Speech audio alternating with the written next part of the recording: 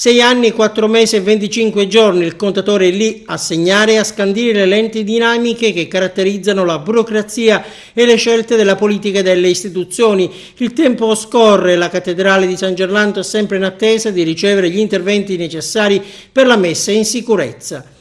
Per la verità qualche timido passo in avanti è stato compiuto con la procedura di gara appena avviata qualche giorno fa, per il resto non ci sono altre rassicuranti novità.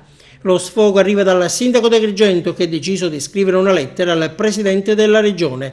Ad eccezione dell'intervento che verrà avviato a breve, afferma Firetto, nessun'altra attività altrettanto importante e ben più corposa in termini economici pare essere stata avviata.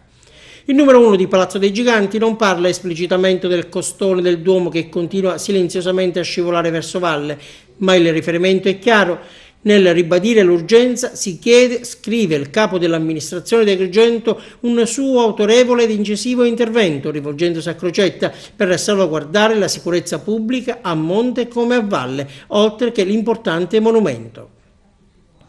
Nella missiva il sindaco fa poi riferimento all'annuncio dell'allora premier Renzi in occasione della sottoscrizione del patto per la Sicilia ai piedi del Tempio della Concordia e al comunicato a firma dello stesso governatore.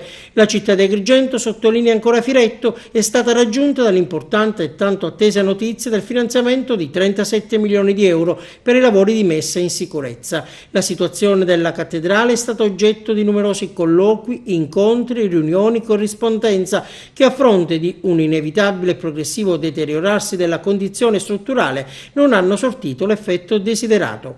Firetto ha ricordato al governatore della Sicilia che il Comune di Agrigento è stato autorizzato a procedere alla gara d'appalto per i lavori che riguarderanno la navata nord della cattedrale. La procedura è attualmente in corso, spiega, con la convocazione della prima seduta della commissione già fissata per il 7 agosto. Se questo è un primo importantissimo risultato, bisogna tuttavia, ha concluso il capo dell'amministrazione di Agrigento, ricordare che non è la soluzione del problema, che necessita di un impegno economico e di risorse ben superiori.